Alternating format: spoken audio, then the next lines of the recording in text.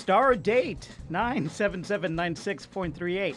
Welcome to Star Trek Discovery Pod, the #1 podcast about human bunnycorns. Hey, I'm a bunnycorn. Grant Davis is dressed up like a bunnycorn. My name is Mike Moody, and my favorite existential philosopher is John Paul Sartre. My name is Clyde Haynes, and my favorite existential author is, I'm going to go with Friedrich Nietzsche. Oh, Yeah. Do nice. something a little different. Nice call. And I'm Mariah Gossett, and my favorite existential author that I can think of in this moment is Albert Camus. Camus. I'm Grant Davis, and my favorite existential philosopher, I'm going to go with Chidi from The Good Place. I'm going to steal that joke someone made. Pronounce You're his welcome. last name. Adegonye. Hey, Yeah. not bad. All right. We're not here to talk about The Good Place. We're here to talk about The What is Better it? Place. Pe- Star Trek. Picard, I think it's called. Picard. Picard. We're breaking down episode 8 of Picard, The Broken Pieces, a.k.a. the late season exposition dump. This episode was written... Well, someone's already given a hot take. So you say, Mike. This episode was written by the one and only Shabon! Shabon. Directed by Maha Vrilo, who also directed The Impossible Box, one of my favorite episodes of this season. Got in Girardi's box. Before we dive into episode 8 of Picard, I want to remind our audio-only listeners that we are streaming the pod live on YouTube every Thursday during season 1 of Picard. So go to StarTrekPod.co, click on that YouTube link, watch us live Thursday, 9 p.m. Central on YouTube. If we get enough viewers, we'll be doing this live for Star Trek Discovery. With more costumes. Season 3 with more costumes. Grant will wear more costumes. Yes, Grant will wear more costumes. This is true. I'm out I of the will try costume to wear game. costumes every single episode. Oh, I'm into this challenge. All right. Oh, I like that. That sounds like fun. Yeah. Hey, some. not only are we live streaming on YouTube, but we would love for you to engage with us. See what I did there? Engage with us. Star Trek. Thank you. There you go, newbie. No, but if you want to, we want to hear from you. So jump in the chat, and if you type in pod, capital P, capital O, capital D, that'll help us hear, if you will, or see if you want us to respond to you. But do that closer to the end of the show where we can have a chance to see what your questions and your You comments can are. also tag us at Star Trek Pod in the comments. Also, if you are listening or you want to tell your friends about the show, you can visit StarTrekPod.co to subscribe wherever you get your podcasts. We're on Apple, we're on Spotify, we're all of the places. You can also listen to our entire back catalog if you're getting ready to do another binge right before the new season of Discovery is supposed to come out this spring. We cover all the seasons 1 and 2, and you can listen to it all at StarTrekPod.co. Yeah. You center that camera there. Yeah, I need things. to. What happened I'm a to little that? bit too. I think I must have bumped it. Anyway, hey folks. Yes, we're on YouTube. You should definitely go over there and hit the like button, hit the subscribe button, tell everyone, and engage with us on the chat, like Clyde said. But you can also help us out by promoting the show. That's a free way. That's great. Giving us that iTunes review, of course, free way. But go to Patreon.com and Patreon.com/Star Trek Pod and give us that sweet money. So we can buy more costumes. More costumes. I need more bunnycorn costumes. Grant had to buy this out of his own pocket. Please help a Grant Had not to. have to purchase Forced costumes on his own dime. I'm poor now. I can't even afford a razor to shave this gross whatever I'm trying to grow on the face. Yeah, so patreon.com/Star Trek Pod. You make a $2 an episode donation and join us in our private exclusive Slack channel where we are discussing all the final theories as we get near the finish line of Picard and we gear up for season, what was it, 8 of Discovery? I don't know. It's been on for a while. 3. But join us. It's season 8. It's going to be a lot of fun. $2 an episode. We make it worth it. So, yeah, go do that. All right, pitch over episode 8 of Picard, Broken Pieces. Who's got some hot freaks? Hot breaks! Who's going That's a first? thing now? Hot Freaks is a Hot thing? freaks. Hot breaks is happening. Courtesy right. of Mariah. You're Hot breaks. welcome. Can I drop my hot freak? Do it. Okay. This was all silliness, right? This episode was all silliness. Come Is there on. something wrong with silliness? No, not at all. But I mean, Rio's kind of hiding in his cabin, the whole sitcom with Rafi and all the holograms. I mean, that opening flashback was kind of straight out of like a 90s sci-fi channel series. It was so like overdone. I didn't love this episode. I thought you were going to Apparently. love the whole hollow kind of I'm discussion. not saying I didn't like it. I'm just saying it was I mean, episode 1, you were You said all you didn't into like it. it was a little silly. Episode 1, you were all into the multiple Rios. Listen, I didn't love this episode. Sorry. Shabon! All But I right. really did appreciate it. Okay. I appreciated it more than I liked it. It brought us closer to the finish line. It gave us that info dump. Everybody's around a table being like, here's what I know, here's what I know, here's what I know. And let's go to the finale. So that was good. It kind of felt like Chabon was experimenting with the tone and with like the dynamics of the characters a little bit. Like the tone was kind of off here and there. It was kind of hard to get a grasp on the tone of this episode, but I'm trying to think about it in a positive way. Like maybe Chabon, I know that's not how you pronounce his name. Chabon! Maybe he's like experimenting with the tone of the show and with the dynamics of the characters. He's experimenting with the Chatone. The Chaton! Oh no. Negative. Chanel. Chanel. It I need a fan so I can whack it. Chanel. it all felt really kind of uneven, but maybe we'll get like a more, I don't know, even kind of tone and pace next season. Yeah, some good, some not so good. I absolutely love Picard not understanding how to fly the ship, like my grandpa trying to work his Amazon Fire Stick. That was fun. And Allison Pill is the MVP again. She rules. Someone's she is got the a queen. crush. Do not put her character in space jail, please. Shaboner. Better. Better. Accepted. I mean, it was a mixed bag. It was all set up, and there was some good stuff. But I don't know, a little silly.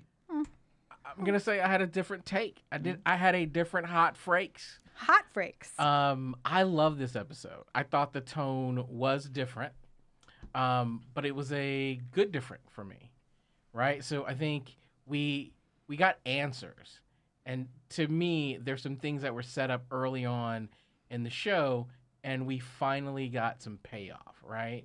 We got the multiple hologram, the hollow emitter payoff, right? We've been seeing them, here and there. Now we understand how many they are, what they do, and that they all have pieces of Rio. So that I enjoyed that. I also thought that we finally got to see that one, Allison Peel, or Girardi in this case, the emergency medical hologram knew exactly what happened. So all these things that were kind of loose threads, they came together. We got a couple fight scenes, some action scenes. I mean, Seven is Borg. Come on, like the Borg Queen. We got That was kind of dumb. that was kind of hot. So I just felt like it moved along. We've got some action. We got answers, and to me it makes the next 2 episodes they're gonna be fantastic. I'm super positive. Fair points. I'm gonna amend my hot freak. All of the 7 of 9 stuff was great. Agreed. So I'm probably more Camp Clyde as far as my hot freight goes. I think the MVP of this episode was Santiago Cabrera as Rios I because was agree. good. Yep. he had to play all of those characters in one episode. And it's really hard acting against things that are not there. Hey, Lassie. Very difficult. Also, lots of fun references to Scotty, the Scottish engineer. Yeah, Good for sure. times. But yeah, overall, I really liked it. I think a lot of new Trek misses out on the camp of old Trek. And so this, to me, felt very like old school Voyager, where there's like things that are explained through the magic of Trek, and I enjoy that. And it was, a little bit of an escapism. I'm so glad we finally got some pieces put back together, because I've been really missing the fact that there weren't any bows tied at the end of any of these episodes. And so the fact that we're finally getting a few endings tied up and we're getting ready for the finale. Anyway, I enjoyed the episode. I thought it was fun. I liked the campy silliness of it. It reminded me a lot of old school Voyager. So hot freak from Mariah. Giving it 10 out of 10 freaks. 10. 10 out of 10 frakes. Yeah. No, do you really stand by that? 10? Freaks, specifically. Okay. That's a lot of power, though. It's a freak. Yeah. Freak. It's Yeah. a lot of I freak. back Those have you no up. real value. Okay, hot freak. I don't think so, sir. They're Um, very valuable. I think that mixed bag. It definitely felt like they're obviously info dumping here a bunch. It felt very claustrophobic on the ship. I thought just like I know they're moving about the ship, but it felt a little bit smaller in comparison to episodes where they're out exploring different worlds. That everything was pretty much contained there, except when they broke away to the stuff going on in the Borg cube. But that said, I thought there was some surprisingly funny moments. There were a lot of elements of the story where I thought, oh man, if this was the first few episodes, it was going to be really sloppy and ham-fisted. But instead, they set me up for what I thought was just like an easy trope, and then they kind of swerved in a direction. I was like, oh, okay, that's a more clever or more reasonable way to handle things.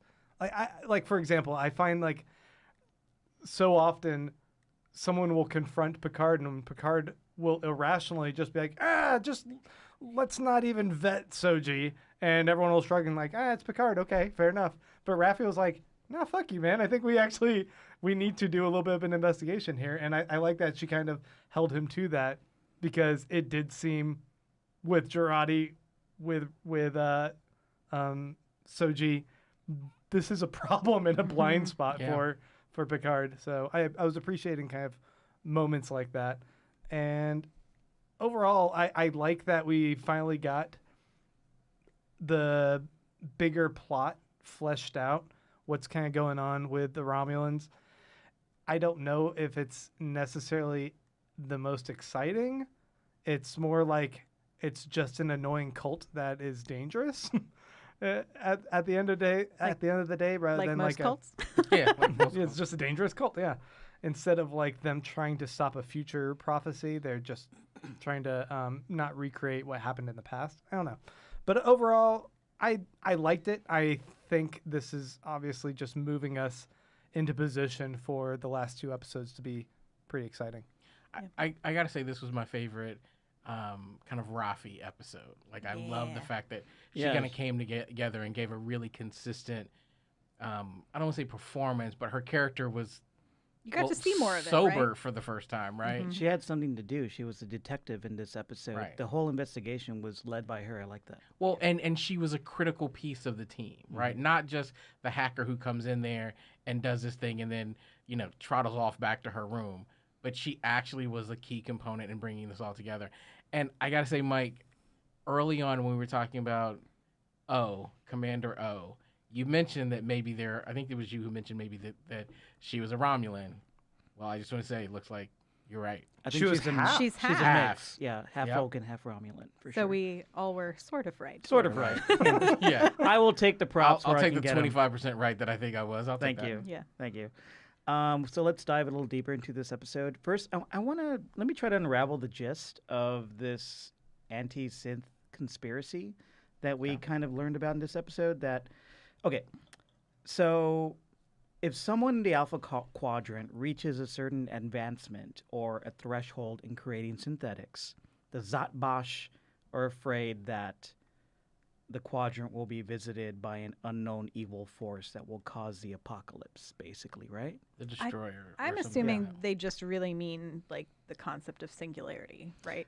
Well, sure, but the Zatvash were the only ones who knew about this, Right. and that's why they work in the shadows to prevent anyone from reaching that advancement point. But it can be argued that the Zatvash are kind of unleashing a worse evil on the world, because with all their murdering and spying over the decades, and it's all based on a vision that somebody had out in some random planet And their interpretation. of it. And their particular proclivity for irrational, like emotional, visceral response. it's all based. Isn't that what the Romulans do more? Yeah, and it's all based on this fear and this like old message, this old like end times message from like their old fundamentalist racist, grandparents.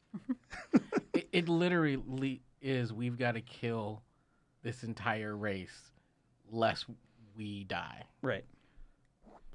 So you're talking about the singularity. What's happening? I don't know. Grant is signaling, and we're trying to figure it I'm out. so sorry. I was just gonna move Clyde's mic to the side so his mouth, so people can see your mouth. Oh, I see. There we But go. now we're peeking behind the. Okay, so correct me if I'm wrong. No idea what's going on here. Correct me if I'm wrong. The singularity is when AI will reach a point of existence where it can think for itself and take over the world, right? Pretty much. Isn't that the plot of Terminator? Yeah. So, And yeah. what's going on here is that the Zotbosh want to prevent that, but I'm not really sure they want to prevent that. It's just that I really like that. I think it was Rios who compared the turning point in synthetics to the First Contact. Because in First Contact, which was a good thing, that's when the Vulcans realized that the humans had reached warp capability. And so we hit a certain threshold in technology. And the Vulcans stopped by and visited us and helped us develop that technology so we could become the Federation in Star Trek. And what we're seeing here is a fear of the inverse of that we get to a certain level of tech in synthetics that the Vulcans won't, like a good race won't come and help us, an evil race will come and destroy us. I'd like that duality. Yeah, and I think, we can kind of, as we make our way down, a lot of the books that were in, like, Rios's bookshelf are, I think are referencing a lot of the same things that you're sort of talking about and sort of the Vulcan approach versus the Romulan approach to a lot of these tactics. I did look up a technical definition of the singularity, just so we had it. It is a hypothetical future point in time at which technological growth becomes uncontrollable and irreversible, resulting in unforeseeable changes to human civilization. Yeah, that's exactly what this is. When it starts teaching itself more rapidly than we can handle. Right. And I was like, such a hot concept right now, because everything is talking about AI. AI is so hot right now. AI is so hot right now. That's what's hot in the streets, kids. It's coming out.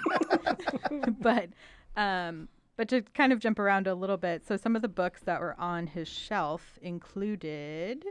Also, I had to point out this dude loves print books and vinyl. Like, what decade is he from? No, I love it. Well, and a Walkman. Yeah. How's your Walkman? To be fair, he's the third captain in Star Trek that we've seen, fourth, who has a vinyl record player on screen. Still it's holding given up. to you when you get the rank. Giorgio had one. True. What's her name? Janeway, your favorite, Yes. had one. And Kelvin Verse Kirk played the Beastie Boys on his when he's like having sex with two girls in his house. They all know it's the best way to listen to music. Anyway, so there's Camus, The Concept of Dread. There was Kierkegaard. Yeah, Kierkegaard. It's all to do with like religion and death. And so I was like, this dude is like a depressed Cheaty, to bring him back in this. Isn't depressed Cheaty kind of an oxymoron? True. But the one that I found very interesting was Surak, who is the, a Vulcan philosopher who's been referenced throughout Trek for a long Spock's time. daddy. Correct. He's been mentioned in a ton of Trek. And so I went back and I found one of his speeches from the original series where they're about to fight. Oh, it's a great episode where they go to fight the weird clay-looking monster things that are weird and furry. If you look up like best alien species of OG Trek, it's always on that list, bunnycorns included. Yeah. But essentially, he says the Vulcan logic is that all sentient species are capable of arriving at a common understanding because logic is universal to all life. And it is upon this principle that the Federation aims, in theory at least, to operate. It isn't always more logical to heal and cooperate than to risk death for no reason. So, opposite to the Romulans. I feel like with Rios, it's a continuation of the failure of the future Federation society to recognize trauma and pain and mental manipulation, whatever, and properly diagnose and help people with that. Yeah, like what's up with kicking out Rios and Rafi as soon as they're just like, y'all are crazy, you got weird theories, you read too much philosophy, and you're obviously depressed. Like, get out of here. Oh, and let's not forget about Girardi, who basically pointed out to them, I was brainwashed into a Manchurian candidate to kill this person, and I couldn't tell you guys because there was something in my brain preventing me. And they're like, you better turn yourself in. You done goofed. Okay, let's what's be honest. interesting- That's never going to happen, right? No, It's never gonna not, but happen. it I'm was not even worried about that. still like Picard laying on the guilt trip rather than being like, oh, yes, I too have murdered thousands of people when I was Locutus, the Borg dude. Yep. What's interesting is that I'm remembering stuff. Yay! I thought that was really clean that Rios' trauma, as well as Rafi's, she got kicked out of Starfleet. It's tied to the synth thing, and then she was like going down the rabbit hole, these QAnon theories about. Yeah. She like- got vindication. She's Yeah, like, this exactly. is my time to shine about conspiracy shit. But I think it's really clean, and it really buoys the idea of this being a team that's maybe destined to be on this mission, because Rios' trauma is tied to the whole synth thing, and so is Rafi's, so is Picard's. Good job, writers. Obviously, so is Girardi's. This is making me feel good. This is part of the episode I really liked. Well, I've been asking for this for a long time, right? I've been looking for Team up. the team up, and I got it in this episode. So finally, I've got just about everybody. If I can just get Seven and Elnor back on this ship, I will be in perfect peace. Because now we understand why they're together. Because every one of them has been, not only do they have trauma for some reason, they've all been kind of kicked out and exiled from whatever group they were originally a part of. And it's all kind of based on this synth, And it's all based on this synth. band. Right? Yeah. And so this is exciting because now I go, okay, now I know why these individuals are together. I know how they're helping each other. And you can start to see that together, they do have a pretty strong team. What it's really doing for me is putting me in a place where I kind of feel like I was with Discovery, only I thought Discovery was better executed in the first season, is it's making me go, wow, the second season of this could be pretty good. Me too. That's what I was saying earlier with my hot freak. Like, I can see them playing with the tone. I can see the what? I like just how sincerely That's you what go. I was saying with my hot freak. With my hot freak. Like, it's just not a term So that hot. should ever be said with like. This Better is a than Star a cold Trek freak, podcast. right? Better than a cold You're freak. dressed as a fucking unicorn. And I laugh bunny when I corn. hear hot Corn. freak. Buddy corn. Yeah, what I was saying was, during my hot freak, Clyde, I came upon the point, and I don't remember my point. No, we're talking about the team up season two. Yeah. Oh yeah, the way the writers are kind of playing with the dynamics of these characters and the tone, it makes me feel like they're really trying stuff out so they can really nail it down for season 2. Like, how can we make all these characters click with each other? Who works best with each other? What's the best tone going forward? I kind of seen that.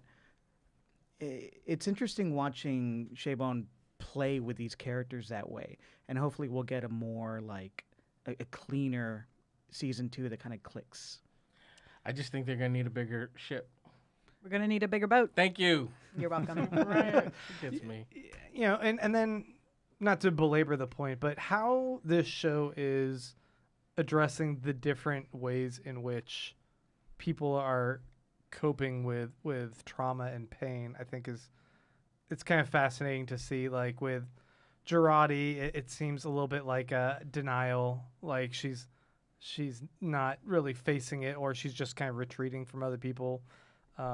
Picard similarly has just basically pretended he's a whole other person, and then like, no, I love vineyards and just sitting down here and hanging out with these lame Romulans. Everyone else loves those Romulans. I Yes. guess. Yeah. I'm alone on this ship. You are alone in that. But then looking at how Rios, like he's just like, well, I'm just going to Horcrux my pain into all these different like hologram dudes, and then kind of troubleshoot and manage how each of them relates to me, so that it's never me fully having to kind of face this. He's compartmentalizing in like a.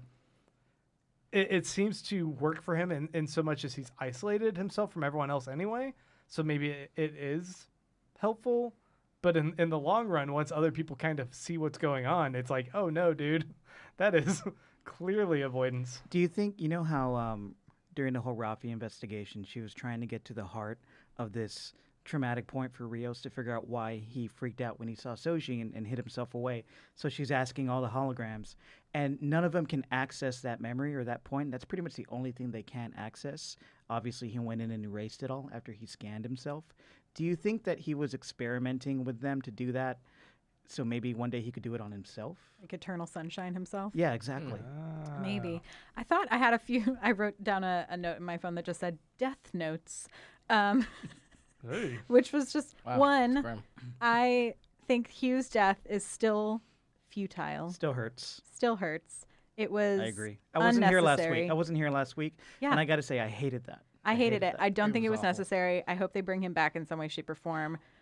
I'm not happy about it. See, I was thinking about that too because I hated the way they did it, and I did think that it was you threw away a character.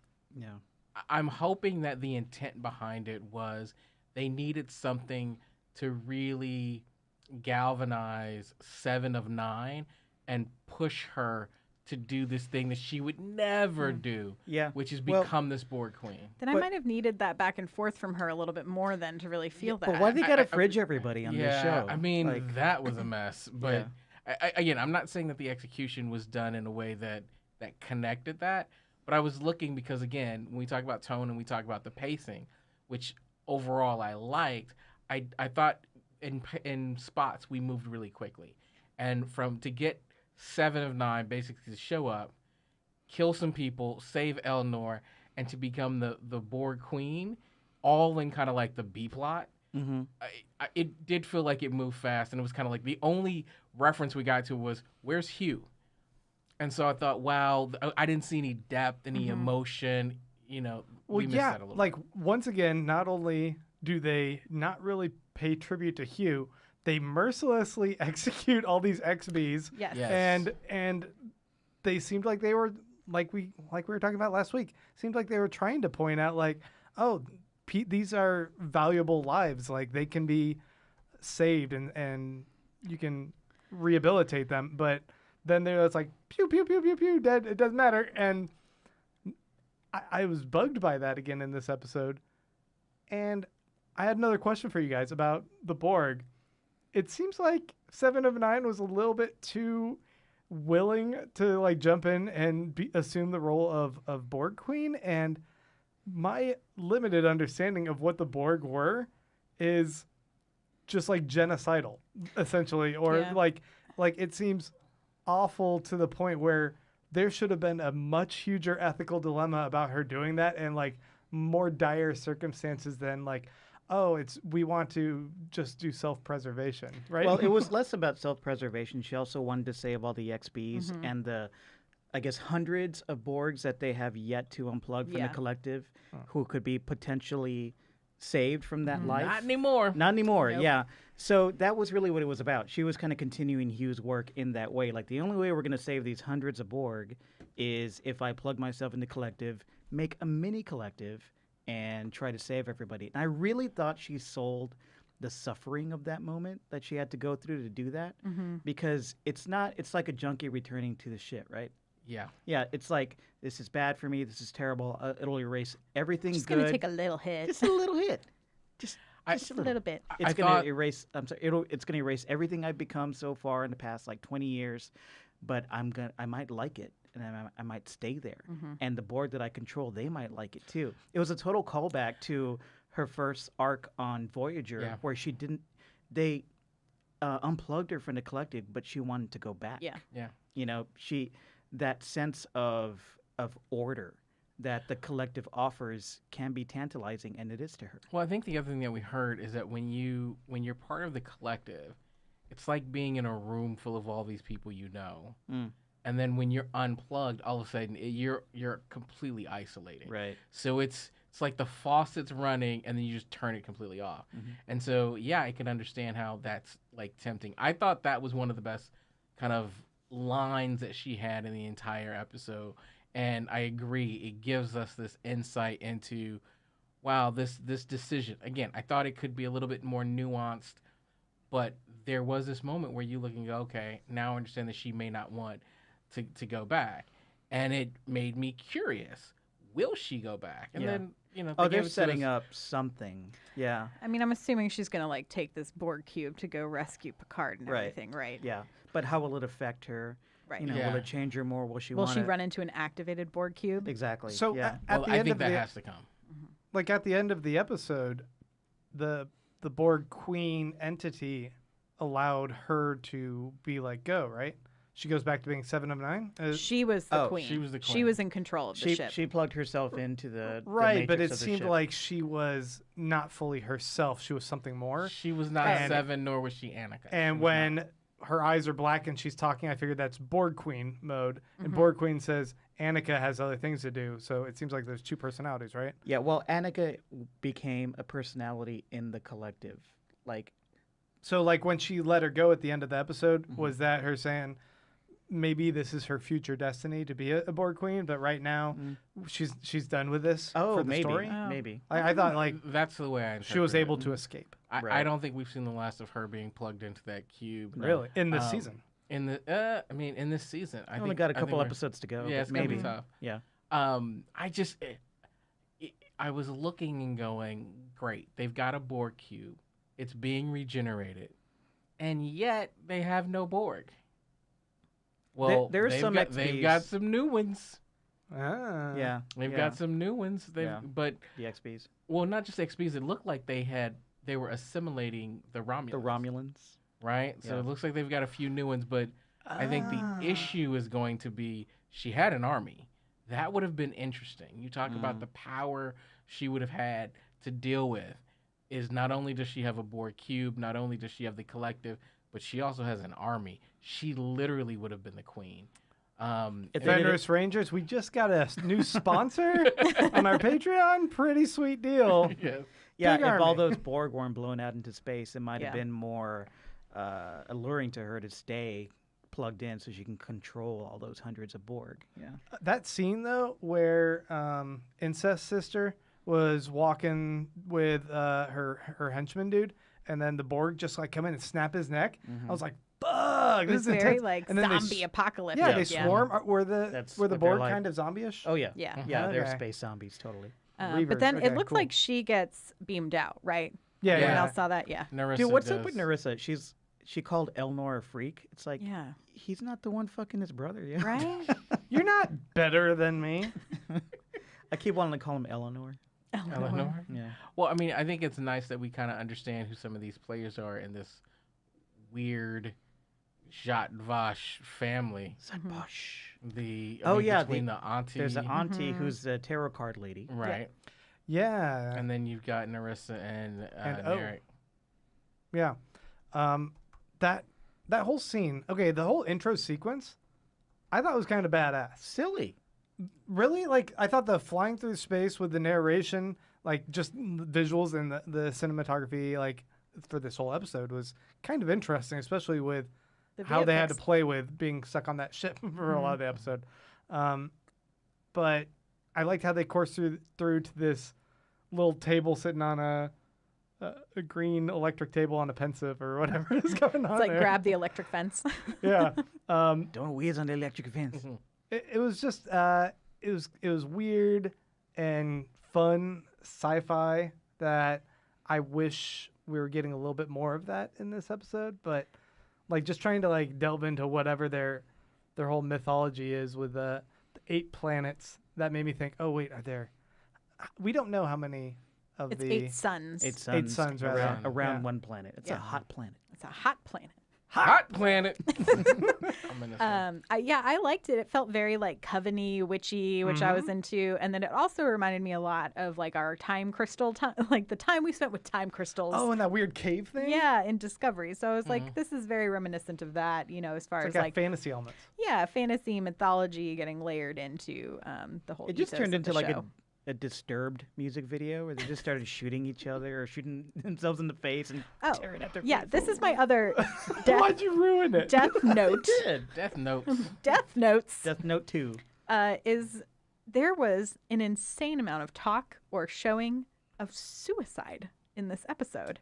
Well, yeah, like Yes. 8 people killed themselves in the first Well, like 5 minutes. And Girardi said, "I wake up every day and want to kill myself." yeah. And then we get the entire like sort of spoken visual of how Rios lost his captain. Killed himself. A phaser in the mouth. In the mouth. Oof. Suicide, kids, don't do it. We also learned If you or someone you love needs help, please reach out. Yes. We were talking about the tarot card reading lady, Auntie Ramda is her name. I think it's Auntie Ramda. Auntie Ramda. Do you guys kind of think that are they trying to redeem everybody, even the bad people, like Narissa? Because they're obviously like with Girardi, you talked about this earlier, Grant. When O fed her the mind meld and basically forced her into killing Maddox and almost killing Soji, and the way that Girardi talks about that, it's almost like I became a different person. It's kind of like temporary insanity. So maybe she can be let off the hook. But can we also say that about Narissa? Can we say that about the Auntie? Can we say that about all the Zatbosh? Because they saw the same thing, which influenced their terrible actions. But can we say that for certain that vision they saw was legit? It doesn't matter. They believed it. Right. Well, they believed it, but like, is O manipulating them to her own means? Okay. I don't know. Like, Right. I guess my point is, do you think people who do bad things for the sake of religion or cults are redeemable? No. no, go right. no. So. I mean, Or whatever you believe. Narissa's a psychopath, but Right. I think what they're trying to get us to wrestle with is not even so much this cult for the right reason, but are they right? Right? In this element, do they know something that no one else knows? So these horrible acts are actually justified for the greater good. Well, then we're back to our age-old Star Trek question of free will versus determinism. And no, Mariah, and no, Clyde. The future is left for us to write. Yoda is here, everybody. I'm Optimist Bunny Picard. corn Yoda. Optimist Picard. I thought that was a good scene. Fear is the great destroyer. It was a good scene with Picard and Rios, where Picard is basically telling him, we have the greatest, weapons against cynicism, against evil. We have. But where was that guy the rest of this season? All of a sudden he comes in like pure of heart and like optimism, like feel good, and I'm like, he showed that at the beginning of the season when he was talking to the reporter, appealing to the ideals. Exactly, yeah. But And then he got and he's back to cranky. that again. He didn't eat lunch. He got some scrambled hypoglycemic. eggs. He's Yeah. good to go. You can't tell me you guys didn't like. OG Star Trek fans, you didn't like that scene. You didn't like Picard standing up for what we know as Federation ideals in that point. Yeah, it goes back to the Vulcan philosopher that we were just talking about a little bit earlier, right? It's the ideals of Starfleet being that we can seek peace and we can do it through understanding and discovery and science and all of these other points of reason rather than falling onto emotional swords and going into war for no reason. And I like how, also, again, maybe I like this episode more than I thought I did. Come on over, Mike. I liked how clean it was, where Rios is worried about going to this planet where Soji is from. She's like, in an hour, she unlocked a bunch of abilities that are way beyond us. Like, she jacked my ship in 2 seconds. Like, I did like that his override is the lullaby his Yeah. mom used to that was sing to him. in great. Spanish. I love Yeah, it. it was cute. And now The we're way he just Sensitive turned Rios. Oh man. Ooh. and Rios has his uneasiness about going to a planet full of these people. Like, are they just? It's going to be bad. But that gives Picard the opportunity to remind him about the Federation ideals, the Starfleet ideals that we all remember that were leading Picard in his day. Kind of what we miss about this version of Picard. So I agree. I love the fact that he stood up in this manner because it did give us a glimpse to that old Picard. And I like what they're doing. I want to feel it more. This Optimism, determinism. Well, not so much that. I want the wrestling with, are they wrong? Right? Is the optimism wrong? And I think we're getting it in bits and pieces, but we're getting it from crazy people. Right? We are, right? Like I'm not gonna believe O for anything. Yeah, I'm just not gonna believe O. Yeah. Right? Like no matter what happens, the way you've set that character up, you've not given me one reason to really trust her. Those sunglasses alone. Right.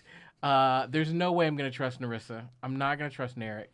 Right. Now, when Rio says it, this is the first time you've said it through someone where I'm going, right? He's questioning it. So I feel like if there was an opportunity to create this narrative coming from people who you've built up as somewhat credible, then I'd be torn a little bit more. As it kind of exists now, I'm just thinking that they're ultimately wrong. Well, being somebody who doesn't put the sins of the father on the sins of the son, like we shouldn't, or, my great grandpa maybe was racist and told me to be racist to people, and I'm not, And I love you for it, Mike. I appreciate it. It just feels like that's kind of the narrative we're getting here from Picard. Like, just because the old ways were this way doesn't mean that they're that way now. Right. So we can go to this planet with and hope for the best and offer gratitude, acceptance, openness, and that's all we can do. Did anyone recognize the sketch drawing of the something flower person? I didn't Beautiful recognize. flower. No, Beautiful that- flower. The flower person sketched it. Right. But it was a picture of It was Rios with and Jana. and Jana, the other Soji okay. clone. They're all 4-letter names, apparently. Rios, Jana, Soji. Yeah. Oh, Picard. Mike, you are super racist. Huge. Gosh. Just the worst. So what are you I hate saying? unicorns. What are you saying? You think Rios is a synth? No. I think that... Four-letter name? Rios, Jana, But that's not. Soji, Is that Daj. his first name? That's not his first name. No. Gerard. It's Santibal. Cristobal. Cristobal. Cristobal. Right.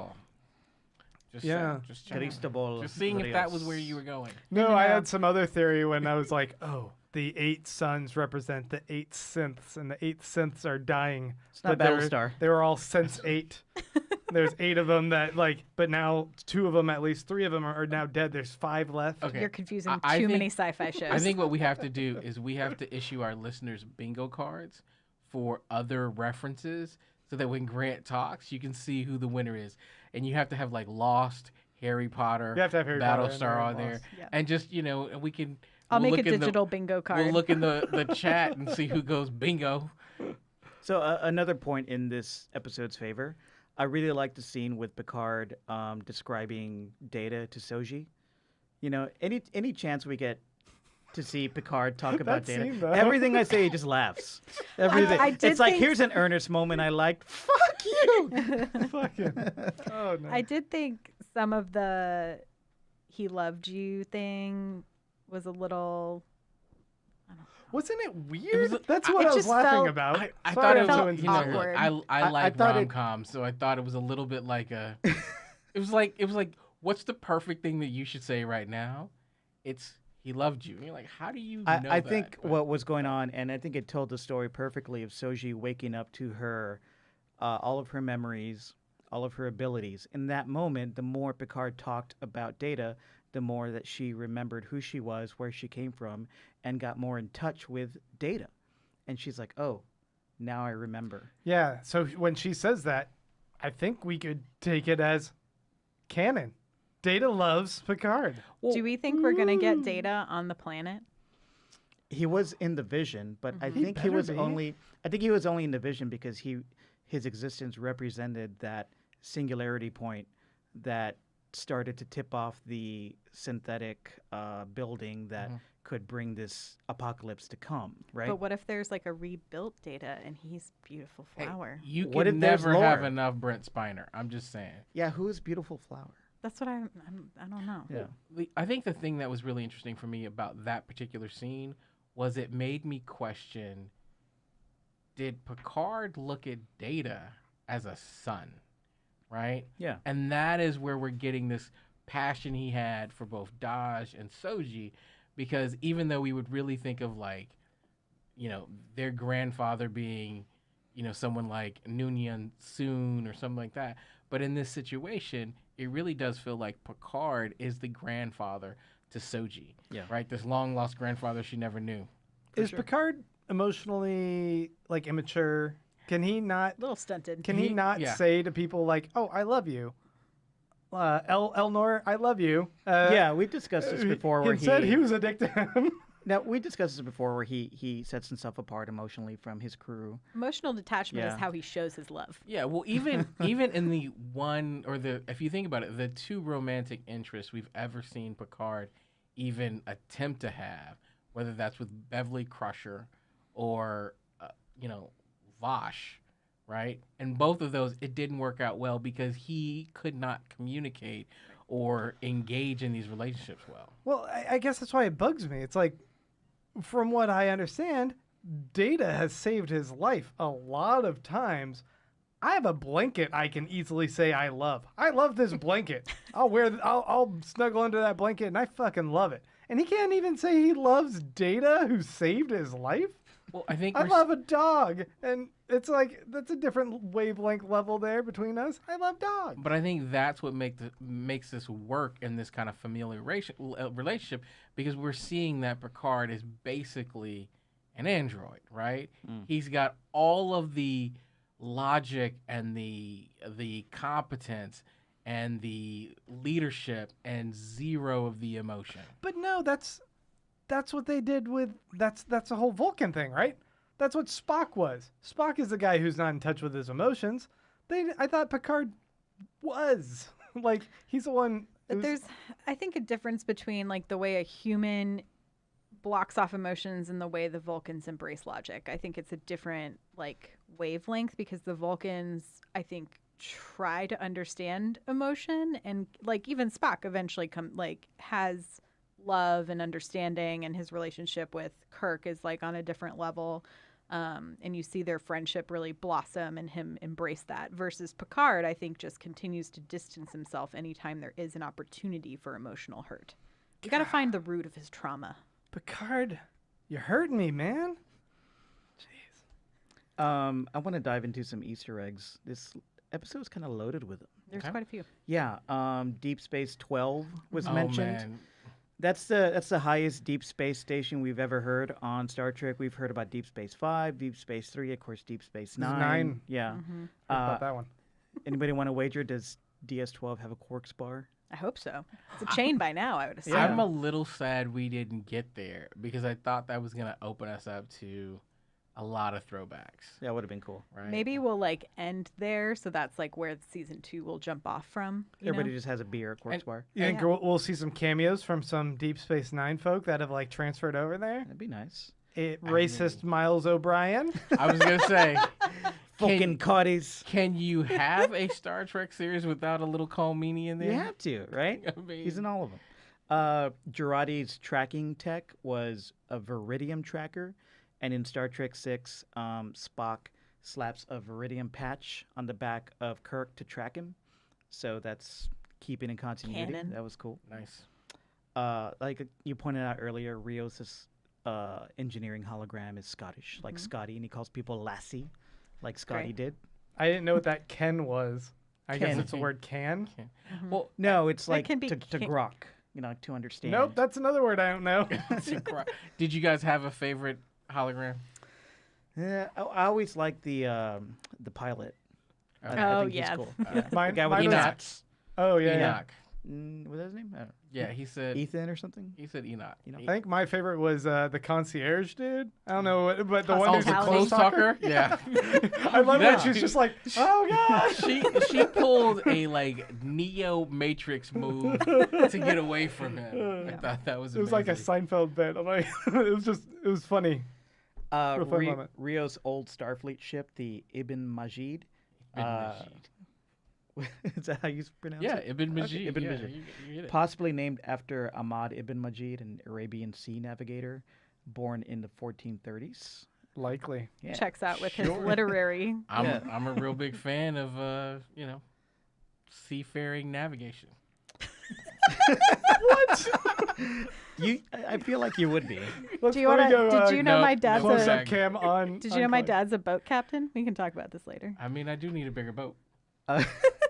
Not the first half Vulcan, half Romulan we've seen on Star Trek and TNG in the episode Data's Day. There was an ambassador to Pell who ended up being half Vulcan, half Romulan. T'Pel. And she was always like, she was taking notes on Data the whole time, which makes me think maybe she's with Azat Bosch. Yeah. Sneaky. Yeah. What else? Soji uses the Borg trans conduit network to jump through space and to get to her home, which is, we saw a little bit of it on TNG, but at the end of Voyager, the Borg conduit network was a huge thing. I think Voyager and Janeway blew it all up to like keep the Borg from traveling to the Alpha Quadrant, and I think didn't they use it to get back home? Yeah. So that was a good callback. Picard says he was an ensign on the Reliant. The Reliant is a ship that Khan stole in Star Trek II. So Picard was probably on a different version of the Reliant, but still cool. And when Rios mentions that the captain that he had that committed suicide was always talking about his former captain. That character, I don't remember her name. Oh, yeah. Marta Batanides, the captain that Rios' old captain idolized. Oh, yeah. Yeah, that is the character in the TNG episode Tapestry, where Picard gets to relive his old Starfleet Academy days, and he kind of has a little romantic relationship with her. So we've actually seen her on screen. That's why he's like, I know her. I know like, her know well. her. I remember that. Like biblically know her. Yeah. Taking me back. So yeah, some Easter eggs for you. Did Rios hook up with Jana? He had quite an attachment to this person. Like, I'm thinking, If he did, he definitely left that out in the story. It would have to have been. So quickly, because it Thank didn't you, seem like they were Mariah. on the ship for Thank that you. long before they were murdered. When he first saw Soji and like the camera angles went wobbly and then like the audio went weird, wasn't that a weird way to depict him like going back to his trauma moment? Because it got me wondering, like, is he a synth? Like, what's happening? oh no, I Yeah. I took it as like, oh, that she's totally related to whatever happened to his captain in his Okay. trauma. Really? Okay. Yeah. Yeah. I'm dumb. Well, I mean, to that question, I guess he knows what her favorite food is. Now, it's a weird food.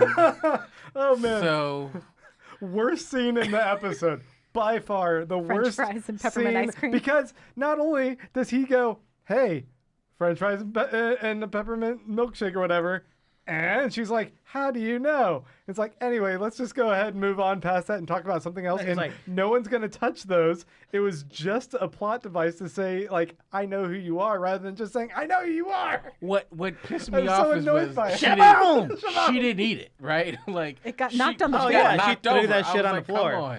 Yeah, you She think just- those things are free? She just ate eggs. She doesn't need it. She's good. She But only does eats, she like eats- eggs? she We eats don't when know. she's hungry. She drinks when she's thirsty. thirsty. We're on the same page, Mariah. That was one of my favorite scenes with Girardi meeting Soji, and yeah, some of the lines were stupid. Like, what do you do when you're thirsty? I drink some shit. But But the way that Alison Pill sold it, I Yeah, knew she this was is like, where we were oh, going. Fuck, she was so good. I love me some Alison Pill. We are sex the bomb. You are. obviously. I think that was actually a kind of a rehabilitation moment for Girardi because she's done some horrible stuff. I mean, dude, it's not her fault. Sure, she did some horrible Don't stuff. talk about my girl. I'm just bro. saying. But in this moment, she became somewhat of I don't want to say a long lost mother, but this was her life's work. Yeah. And she got to see it realized, right, by a person who she killed, but who also ultimately was her lover and her mentor. And she got to interact with Soji. Like that was a huge moment.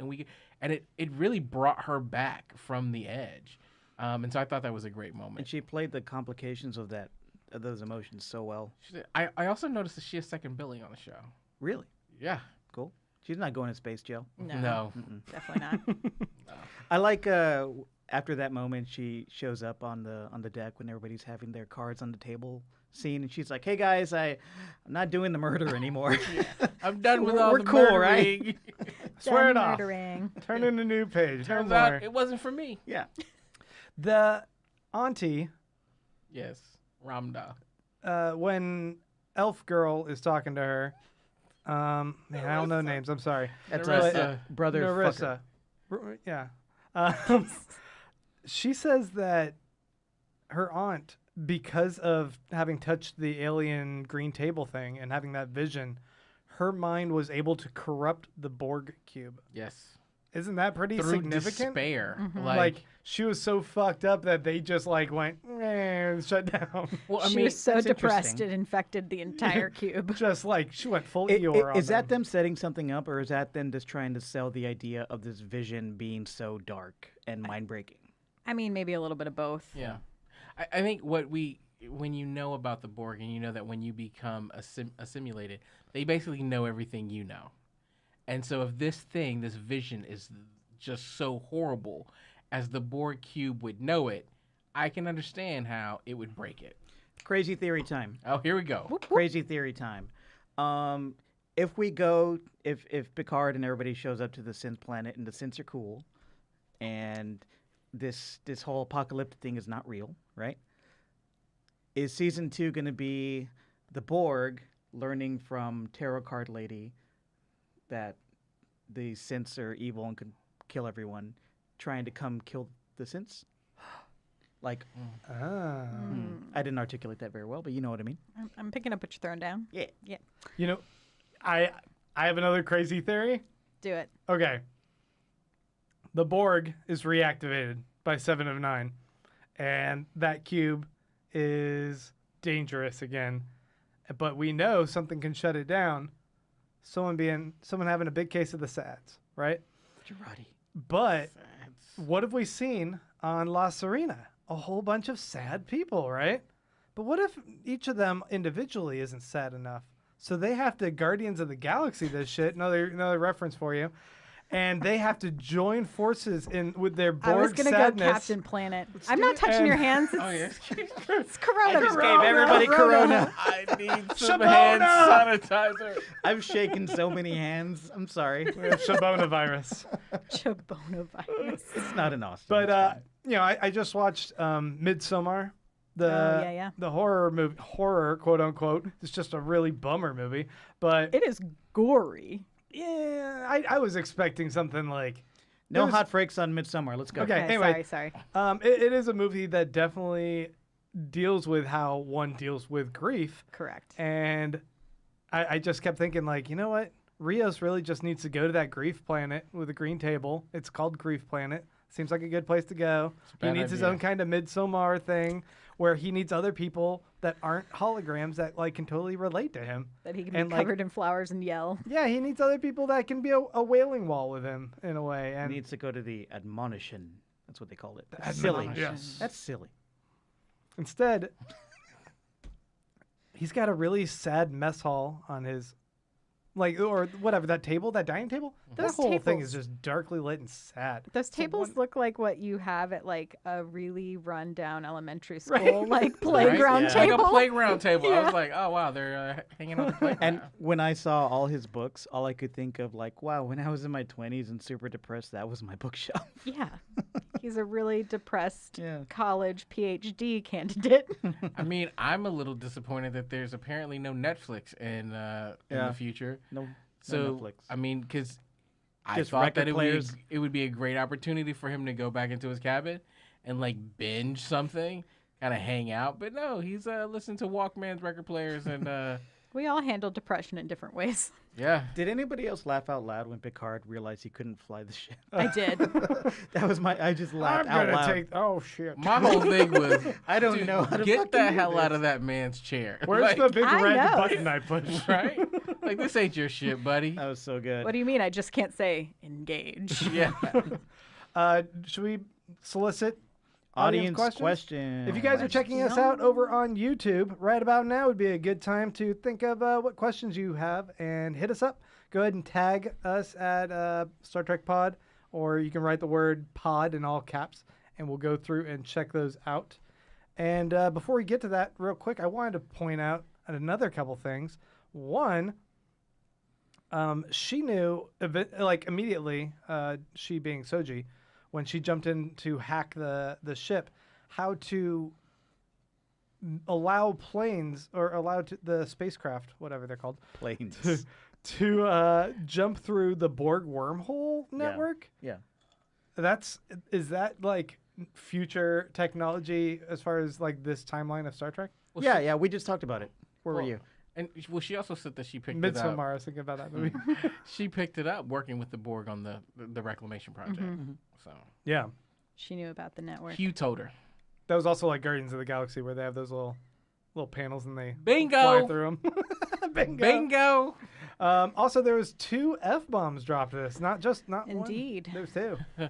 It was. I actually both liked pretty this funny. one too. I was just waiting for the Admiral to drop it. I'm like, just do it. Just get it over with. All right. Shut the fuck up! Shut the fuck up! I think it's an ongoing joke because in no other Star Trek would you ever imagine someone speaking that way to any captain, right? Like there's a difference between Tilly getting excited and going, "Fuck yeah!" Right. And, I mean, I would expect someone to say it to like Archer, right? I would be okay with that. Yeah.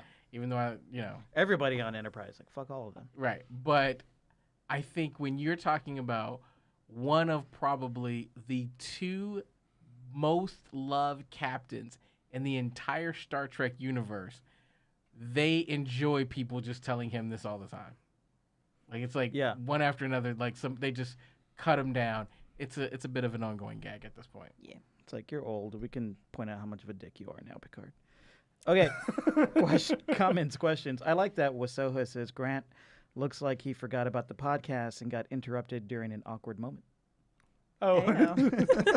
I was at a furry convention and I was like, oh shit, I'll be right there. We don't judge. Run on over. Hey, whatever you're into, buddy. Furries. Yeah. Whatever blows your skirt and floats your boat. Let's see. We have a question here or a comment from Christopher Curry. Says, I believe the main Borg queen let 7 disconnect. The connections demonstrate the cube is reconnected to the hive. Ooh. Queen let her go just as she did in Voyager. Doesn't need her anymore, I'm guessing. So I don't think it's connected to the hive. Not yet. Yeah, anyway. I think so. The hive still exists. The hive still exists. It's in deep space. Deep space. But Past 12. But I think 7 of 9, like, I mean, everything that she did, like you guys talked about, was really rushed. You know, I think selling the weight of that moment was all on Jerry Ryan's shoulders, and I think she did a great job. You know, with her facial movements and her body language and everything. But and it went by so quickly, it's easy to miss. But she did set it up to where, like, oh, this isn't connected to anything, but I can create a mini collective that I can control. Yeah. So I don't think there was an outside Borg queen controlling her. I almost thought that was almost like her safe word was like, Annika has more things to do, was her telling herself, like, I have more things to do. I need to disconnect. Yeah. Grant needs another beer. I get it. You're welcome. I do that. Another question comes from Guru My Buddha. I don't. What is it? What's the name? Guru Tugging My Buddha. I don't know about that. Ayo. I mean, I know who that I'm is. not touching it. What's the Pod, question? if we do see Data on the synth planet, do you believe he would have all of Data's memories or be sort of a reboot of Data? Similarly, would he have the new synth body? I do think he would have Data's memories, at least the ones that before. Sorry, the way you like purred after you said body. Okay, I'm gonna keep moving. Because we know that Bruce Maddox was on that planet, right? What if it's just Brent Spiner, right? Like, you don't Just have to have the hanging out. gray makeup or the yellow eyes. It's just like, that'd be hey, great. That'd be it's me. I'm now like in humanish form, and I love you, Picard. I love you. You gonna say it back? I love you.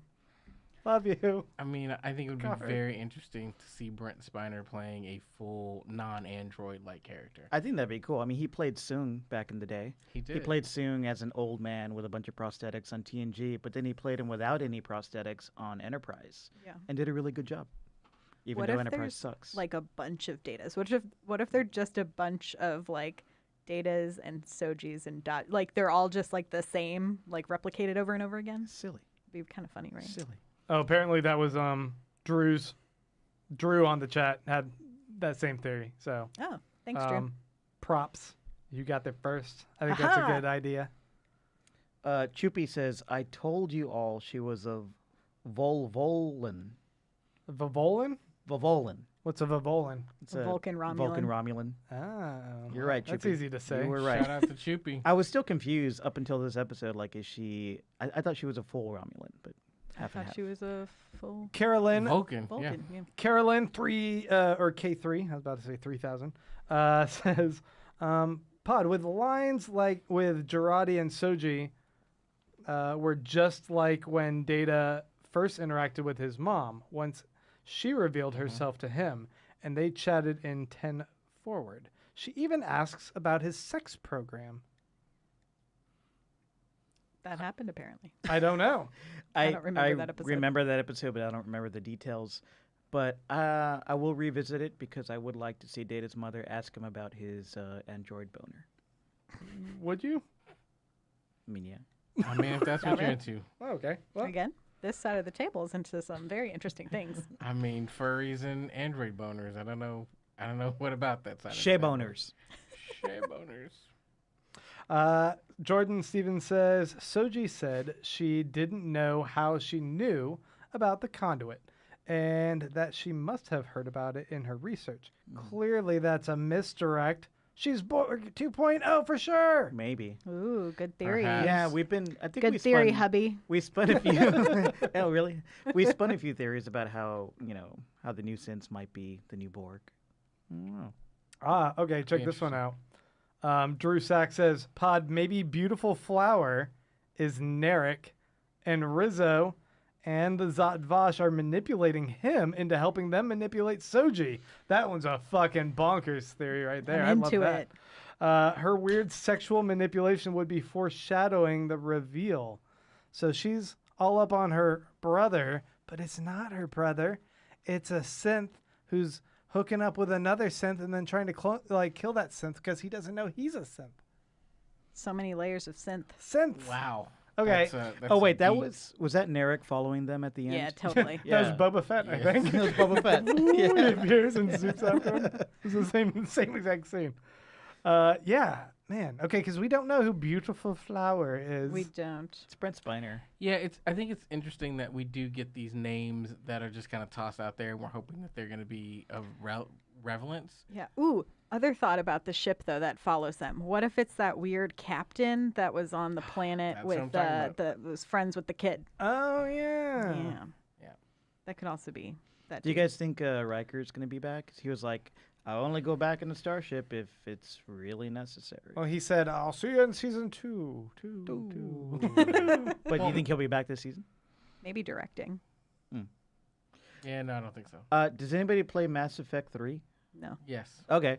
Well, Drew Sachs said this is a plot of Mass Effect 3, an ancient force that shows up to kill the synthetics. Is that true? Sure. Drew Sachs. Yep. Clyde's not. Clyde. I'm thinking through. I'm Drew's thinking through bringing the ending, theories. Yeah. And yeah, I mean, yeah, it's been a while since I played Mass Effect 3. What else we got here? Carolyn says, Pod, she's excited he may have been having sex with Deanna. Troy, I'm guessing. Who's she? Who's having sex with Deanna Troy? I think maybe I lost part of this Riker. conversation. Riker definitely. Well, so it says, hey, Pod, did you notice that the conduit portal had the same visual effects as Trek 09 Black Hole? I don't think it's saying anything important, but fun fact. Always nice to have little references Same production sprinkled company. throughout. Yep. All right. I think Is that's, there any like iTunes shout outs we gotta give or? I didn't see any on the itinerary for the evening. Oh yeah. Answer a few more of these questions, and then I'll bring one up. Okay. Let's see. Zip up here. Looking for some questions. We're looking for some questions. Chris Curry says, Pod, wonder if the Klingon operas will ever be addressed, since that is all the Right. music on the ship. Yeah. Those are Klingon operas? Yeah. All Rios has is Klingon operas. Well, In until we the- get to the vinyl. Well, that would Right. make sense why the Billie vinyl's Holiday, so right? important. Yeah. Right, because if he wants to listen to something else, it can't be yeah. through the ship. That makes sense. Okay. Okay. So Okay, so this costume is throwing me off a little bit. If you guys want to give us some 5-star reviews on Apple, we would really love it. It's the way this podcast you can really help this podcast grow. by giving us 5-star reviews on Apple, and we'll read them on the pod. And we have one here from Mark R. Pollard. He says, love this podcast.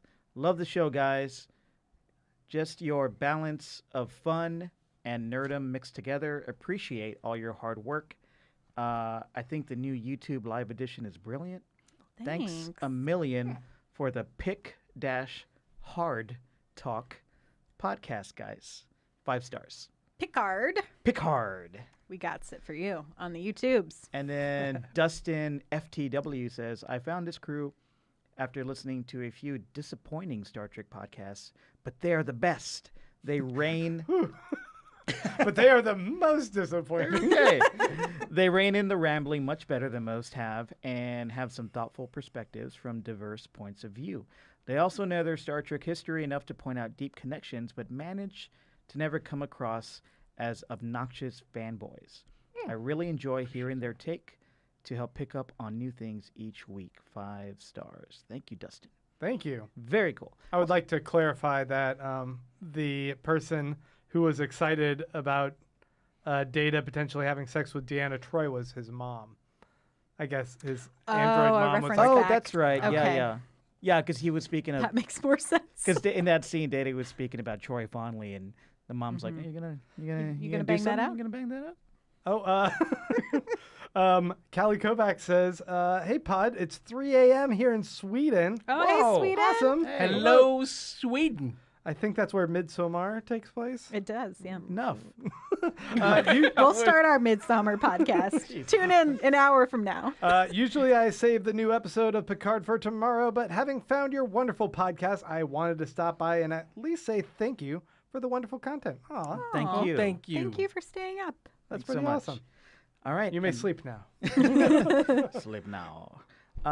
Okay. I think it's time for us to beam the fuck on out of here. You can find us at StarTrekPod.co. Check out all of our back catalog to hear a podcast about every single episode of Star Trek Discovery Season 1 and Season 2. We will be back next week for another review of Picard. We got 2 more episodes of Picard. Maybe we'll do a rack-up Penultimate. episode after that, and then we'll be back for Discovery Season 3. If we get enough live YouTube viewers, we'll do some live podcasts for Discovery Season 3, so keep tuning in live. Tell your friends, tell your family, tell your pets. YouTube.com. Oh, we don't have a YouTube. StarTrekPod.co. Click on that YouTube link. Subscribe to the YouTube. Grant, where can we follow you and your work online? Baron Von Grant, Twitter and Instagram. Mariah. I'm at Mariah Gossett on all the social media platforms. It's Mariah with a Y and Gossett with 2 S's and 2 T's. Clyde Haynes. I'm at Clyde Haynes on Twitter. Mike has convinced me to unprotect my tweets. What? And you can find me on the web at keyandclyde.com. That's KEI and Clyde.com. Your tweets are now susceptible to the coronavirus. They're on the Is it filthiest tweets you've ever read. now everyone's going to see All that them. Hyde Claims fanfic. Might convince you now you lost your job. Yeah. All downhill from here. All right, you can find me at Mike Moody on Twitter. Thanks for listening. Live long and prosper. Bye. Bye.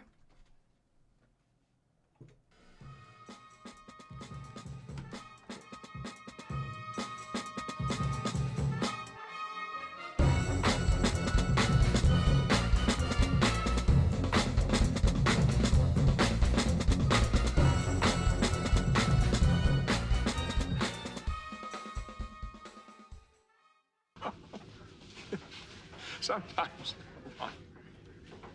you just have to bow to the absurd.